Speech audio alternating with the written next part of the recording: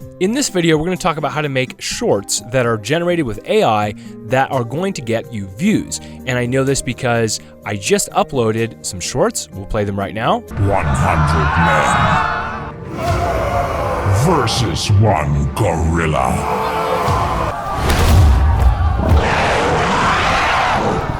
So this took just a couple of hours to make. I know not fully automated yet, but we'll get to that in the future. For now, you just need to know the principles of making videos that actually get people's attention. And research is key, which is why I chose one gorilla versus 100 men, because everyone loves that idea. So there's lots of other stuff that you could do. Like I asked ChatGPT, like, what are some other ideas like this? And it's like a giant tarantula running through an office, knocking things over, 1,000 pigeons attacking Amazon warehouse workers. These videos, like I said, are already generating views on a brand new channel, this channel, which only has less than 400 subscribers. Subscribe if you haven't already. And I can tell that people like the video because it's getting views. So I'm going to show you my process for making these videos. It does cost a couple dollars because you do have to buy some compute, and I'm going to show you the best service to use for this and the techniques that you need to know to chain multiple videos together, and then of course how to design sounds that go with the video that really help to tell the story, because half of what you see is what you hear. So sound design is very important when you're making viral videos. And stick around because the video we're making today, I upload it near the end and it actually starts getting views right away. It's already on track to cross 1,000 views. Okay, so the software we will be using will be a video editor. In this case, I have Premiere Pro right here. And we'll also be using ChatGPT and the Replicate as a service instead of just the API. This is Replicate. It's got a ton of AI models that you can use. It's mostly for developers being able to access things via API, but it'll be good for our needs because we can use this page right here, which is the playground. The playground offers you to be able to test things. So to start, I'm just going to generate an image that's going to be the beginning of our video. And I'm going to go with this idea of having a giant spider chasing people around an office. I think that's kind of funny. Okay, we got a cool result here. I really like this. Let's tell ChatGPT, can you make the exact same image again, but do it without the spider? It should be the calm before the storm. Keep everything exactly where it was before. Put the people in places where they can run from. This will be our first image in our input to then generate the shot with the spider. As you can see, ChatGPT really screwed this up. It did not follow my instructions at all. So we're gonna have to prompt again so we can get the right image. Okay, here's the output we got from ChatGPT. If you wanted to get something that's more close to this original, you'd really have to do some tweaking. You'd probably work backwards. You'd probably start with this, go into Photoshop, add the spider in the back. But for the sake of this tutorial, I'm going to keep this as simple as possible, move forward and see what we're able to get with Kling. Just hold this image, drag it over. This will be our start image. We'll scroll down a little bit. Here's our end image. We'll go and get our end image, which will be this one. So my prompt is a calm office where people are working. Suddenly a giant spider appears from the back of the shot and grows in size. The camera moves and the people begin to panic and run, and the spider begins to chase them as it moves from the back of the room. The scene is chaotic and a dynamic action VFX scene. I'm going to add slow motion to the negative prompt. That way it's not going to make this in slow motion. I want this to be a high-speed action scene. So pro tip here, as this takes a long time to load, we can just take this URL, copy, open a new tab, and paste it, and now we should have the exact same inputs. Now, it's going to say that it's already running, but all you got to do is hit run again, and it's going to run again. So I'm going to go here to our CFG scale, which is basically how well it adheres to the prompt. I'm going to bring this down a little bit. You could do one like down a little bit, up a little bit, and in the middle if you wanted to, but I'm only going to do 2. I think 2 will give us 2 options. At least one of them I'm hoping will be good. So now, because this model is $0.095 per second of video and we're generating 2 clips at 5 seconds duration each, that means our spend for these 2 videos is going to be this times 10. So we're spending almost $1. Okay, so we got our first result here. It's pretty weird. I don't know. Would you watch this? I think with some sound design, it's pretty freaky. And here we have our other generation. Oh, that one's even better. Oh no, that is horrible looking. So what I'm going to do now is take this end frame, and I'm literally just going to use the exact same one that we gave it as an input. That should work fine, and I'm going to use a different model for that.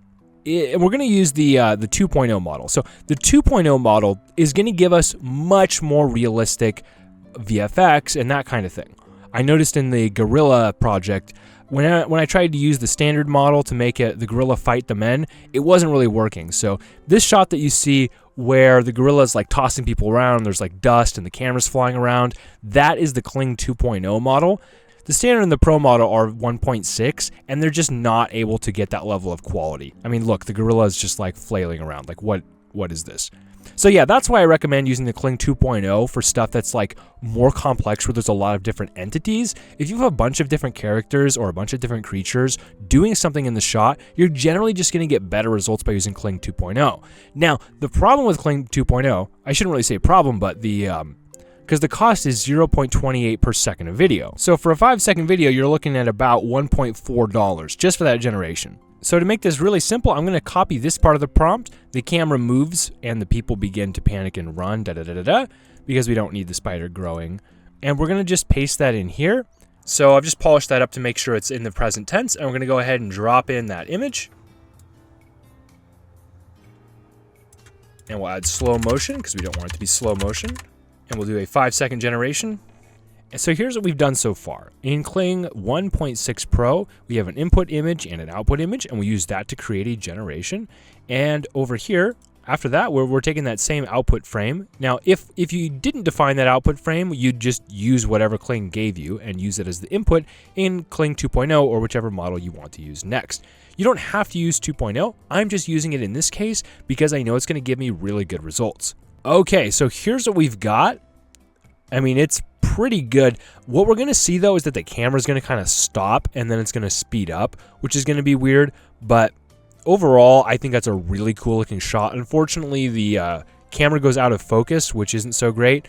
So let's say we wanted to use this final frame as the input for the next generation. So see where this question mark is? Let's say that we replace this question mark with that final frame. Now, we run into a problem here because this final frame, this isn't the exact final frame, but the point that I'm making is that it's very blurry, and so it doesn't really look, as sophisticated as one might want.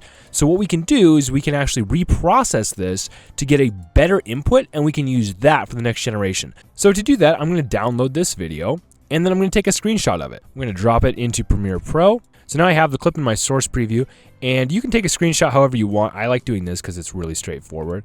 And maybe we don't even want to use that last frame. Maybe we want to like start right here, and we'll just end up cutting off the end of the video there. So let's go ahead and create that screenshot. We'll import it into the project. It's right here now. I'm going to go and say reveal it in the Explorer. And so with this image, we can clean this up a lot, and we can actually do it really easily. So to clean this image up, we're going to use Flux Dev.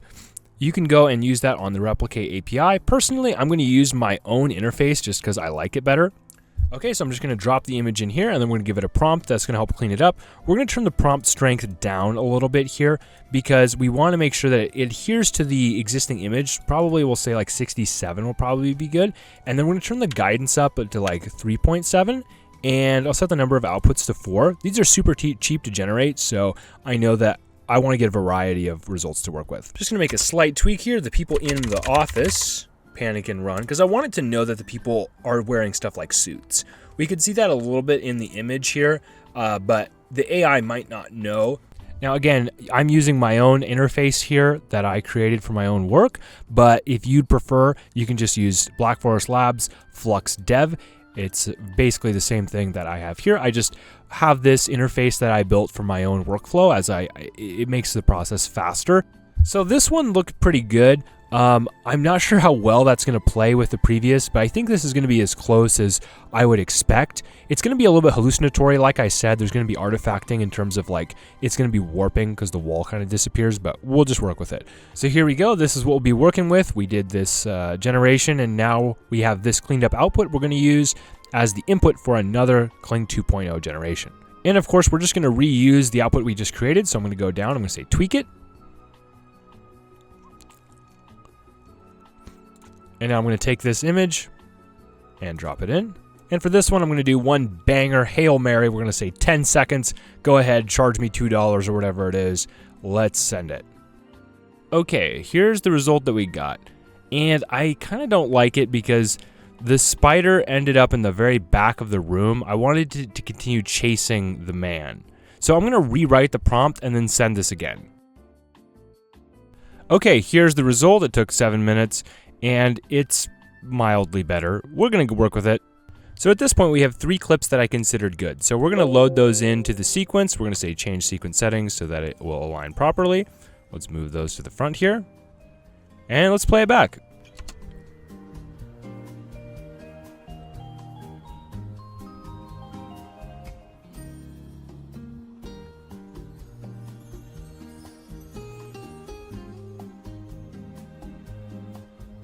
Okay, we're going to keep the editing super minimal on this. The first thing I'm going to do is just change this transition here because it kind of didn't hit correctly, and that's because it's supposed to stop like right about here, I think. It's going to require a little bit of tweaking. Yep, there we go.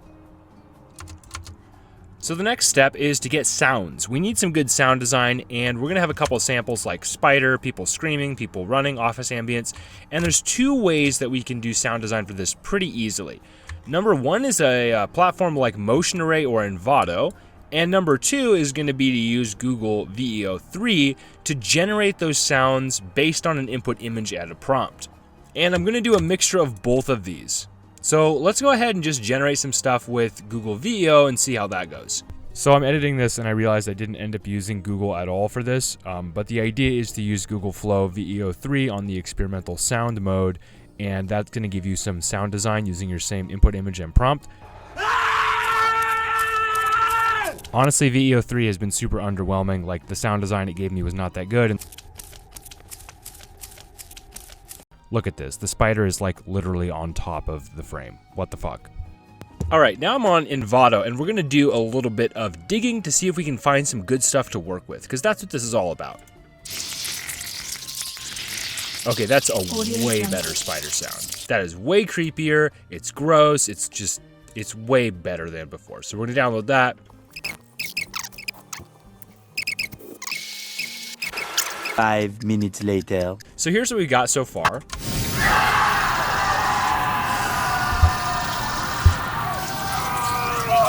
Now, the problem with this, it might not be obvious if you're not good with sound design, but the issue right now is that it's all very like mid-range and high-end. There's no real weight to the spider, and the sound of the spider making those noises is kind of just, it doesn't really feel lifelike. So we can bring down the sound of the spider a little bit, and what we really need is some big heavy footsteps to really like give a sense of weight to the spider. So let's go in here and do like creature footsteps and see if we can find some like really bass heavy kind of like crunchy sounds. Well, that's pretty good. Audio jump. Okay, I noticed one other problem here. Listen closely and watch the video and you can see the problem. It sounds like a whole crowd of like 100 people are all screaming from a distance, but there's probably only like 50 people right here maximum. I mean, there's actually like 8. So we need like a different sound. So I popped over to Envato and I found this sound, medium crowd of adults. There we go. It sounds, we hear more individual voices, which gives it a better sense of like the people we're looking at, the 8 people are the ones freaking out. So let's quicken the pace of the spider a little bit. I'm going to maintain audio pitch, and then I'm going to also just shorten this a little bit. We're just going to stretch it back.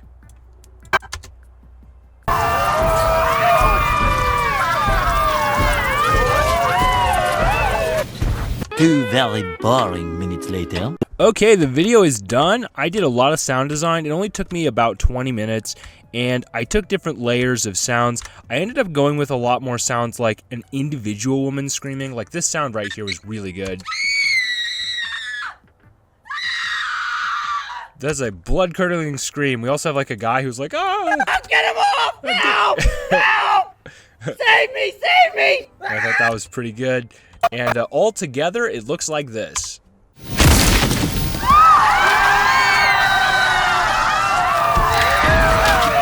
Get him off! Help! Help! Save me! Save me! Ah! Oh, help! Help! And while I was waiting for some things to render, I actually went and uploaded the video, and it's already got almost 1,000 views already. It's only been up for like 20 minutes. This is insane. It's been up for almost an hour, and it's already got over 900 views. That's so cool. So one of the things that I did, you may have noticed, is like when that guy is falling, I added some like thudding and bumping sounds. Yeah, like that. Because I really wanted to sell the idea that he was like running into stuff. And the guy yelling like, help me, like he really helps to sell the idea that we're following a single person who's struggling, which connects the viewer better with what's going on screen. You may also see in here like these automations that I did for the spider sound. So as the spider is moving around, I'm actually making it so that the closer he is to the camera, the louder that sound is, which of course sells the idea that we're closer to the spider. If the spider's further away, the sound should be more quiet. I did some cool things, like I stretched the second bumping sound, so it's like, the bump, and then it's like a quieter bump that's also lower pitch. So yeah, lots of sound design going on here. And then we have all these footsteps as well, that kind of really sell the idea that this big creature is rattling around. All this is intentional. All these little like automations I did are all very sneaky little tricks that I'm doing to really sell the idea that the depth of the shot, like something is further away because it's quieter, or it's louder because it's closer, that kind of thing.